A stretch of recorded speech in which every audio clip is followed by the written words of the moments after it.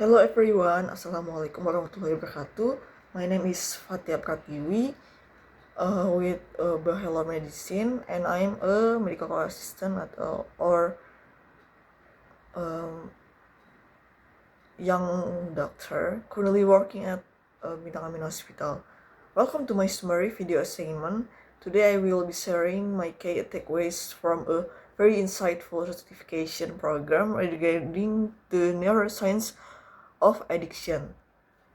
I recently completed the Certified Neuromolecular Addiction Prevention Science (CNAPSC). This training was a part of a batch 7 organized by SS Management. We were honored to be trained to the expert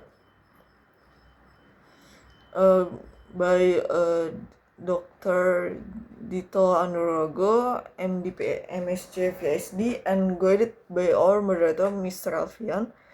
The session took place on Wednesday, February of 11. This course provided a deep dive into the molecular and behavioral aspect of addiction. Here are the 5 core insights I gained.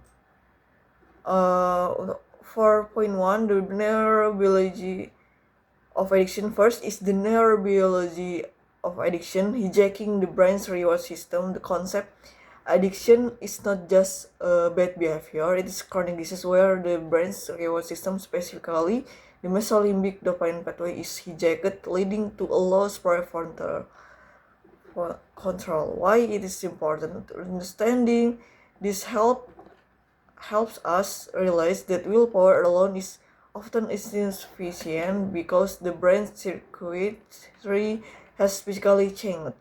Practical application in clinical settings, we must educate patients and families that this is a biological condition requiring medical and psychological intervention, reducing the blame game.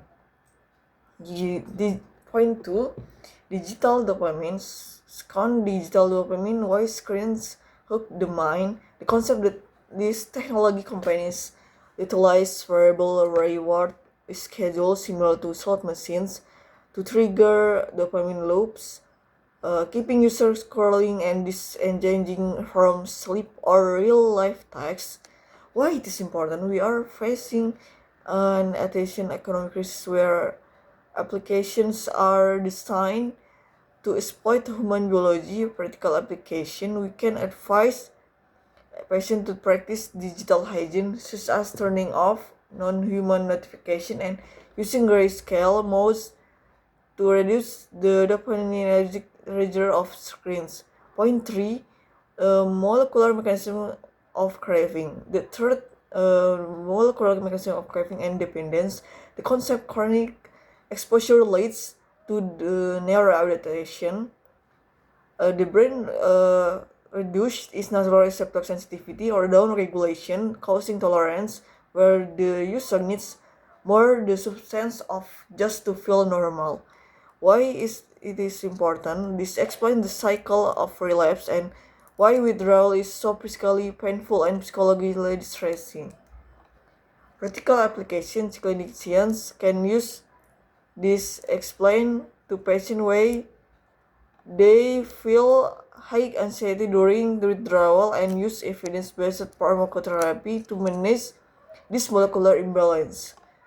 Point 4, pornography and online sex addiction. Fourth, pornography and online sex addiction. The concept this involves the college effect or novelty-seeking behavior where unlimited digital novelty creates deep conditioning and tolerance like patterns in the brain. Why it's important? It creates a silent epidemic affecting a real-world relationship, causing sexual dysfunction and psychosocial harm. Practical application therapy must focus not just stopping to the behavior, but on retraining the brain for healthy intimacy and addressing underlying loneliness or trauma. Healing. Point 5, healing without stigma. Fifth, healing without stigma using psychoneuroimmunology. The concept there is a link between the mind, the nervous system, and the immune system. Shame and stigma increase stress hormone cortisol, which increases inflammation and actually trigger relapse. Why it is important? Stigmatizing an addict literally makes them stay sicker and harder to cure. Practical application, we must integrate in mindfulness and self-compassion into treatment plans to lower stress responses and improve the brain's capacity for recovery. Section 5, policy recommendation, where the based on this comprehensive training. Here are my 4 recommendations for strengthening addiction prevention. Primary care screening standard. Every primary health facility must implement mandatory short screening for digital and substance addiction, ensuring clear referral pathways. Digital harm reduction policies. Regulators should be first forms to be transparent about addictive features like infinite scroll and mandate built-in usage limits for user. School-based prevention program, we need a curriculum that teaches brain literacy and emotional regulation to students so they understand how their own dopamine system work before they get addicted.